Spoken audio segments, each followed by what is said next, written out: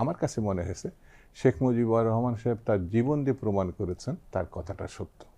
শেখ মুজিবকে মহিমান্বিত করার জন্য হেন কোনো কর্ম বা অপকর্ম যাই বলুন না কেন করেনি শেখ হাসিনা। এবং আপনি জানেন যে তার পরিণতি কি হয়েছে, যেটা খলিল ভাই একটু উল্লেখ করলেন। ভারতীয় মিডিয়ায় কিন্তু একটা খবর এসেছিল ওই সময় যে ৭৫-এর 15ই আগস্ট শেখ মুজিব আসলে মারা যায়নি, মারাটা গিয়েছে 5ই আগস্ট, এবং সেটি করেছেন শেখ হাসিনা নিজে। আপনার মূল্যায়নটা কি? যে মিডিয়াতে এই কথাটা আসছে সেটা ব্যাপক অর্থে তারা এটা মিন করেছে বলে আমার ধারণা। এবং ইতিহাসের ধারাবাহিকতায় শেখ মুজিবের যেখানে থাকার কথা ছিল সেখানে তিনি নিজেই থাকতে চাননি, তার কর্মকাণ্ডের মধ্য থেকে প্রমাণিত হয়েছে। যেমন আপনার একটা ছোট্ট এক্সাম্পল দিন। সারা জীবন শেখ মুজিবুর রহমান পাকিস্তানের মুক্তিযুদ্ধ পর্যন্ত পাকিস্তানিদের উদ্দেশ্যে একটা কথা বলেছেন, গণতন্ত্রের জন্য বিরুদ্ধে যারা যুদ্ধ ঘোষণা করে আলটিমেট তারাই পরাজিত হয়।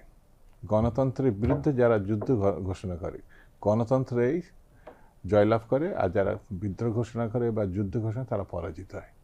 আমার কাছে মনে হয়েছে শেখ মুজিবুর রহমান সাহেব তার জীবন দিয়ে প্রমাণ করেছেন তার কথাটা সত্য।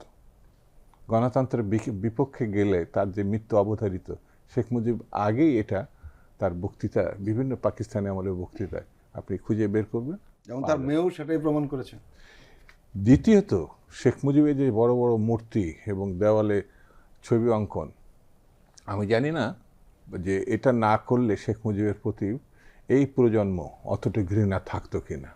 অনেক সময় পেরিয়ে গিয়েছিল, তিনি আড়ালে ছিলেন। হিটলারকে কখনো জার্মান আর তাদের নেতা বলে মনে করে না, মুসোলিনিকে ইটালিয়ানরা এখন মনে করেন, এবং গণতান্ত্রিক পশ্চিমা বিশ্ব হিটলার এবং মুসোলিনিকে কোনোভাবে অ্যাকসেপ্ট করেনি। তাদের ছবি তো পরের ব্যাপার, এটা করেনি।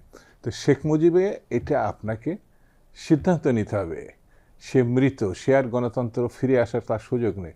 সে হিটলার, মুসোলিনি অথবা ডিক্টেটর হিসেবে তার মৃত্যু হয়েছে, এটাই মানে বাস্তবতা।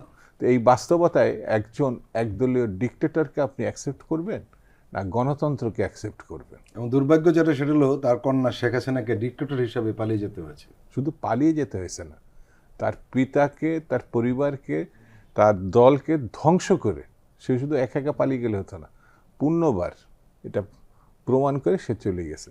এখন শেখ হাসিনা বা তার দল যেখানেই থাক, সে এখন এমন একটা জায়গায় গেছে যেটি বাংলাদেশের জন্য এটা এক্সাম্পল যে গণতন্ত্র বাইরে গেলে সে যে পরিবার হোক, যত বড় পরিবার হোক, যাই হোক, এখানে তার ঠাঁই নাই, তার কোনো ভবিষ্যৎও নাই। এটা আমার কাছে মনে হয়েছে তার পলায়নটা।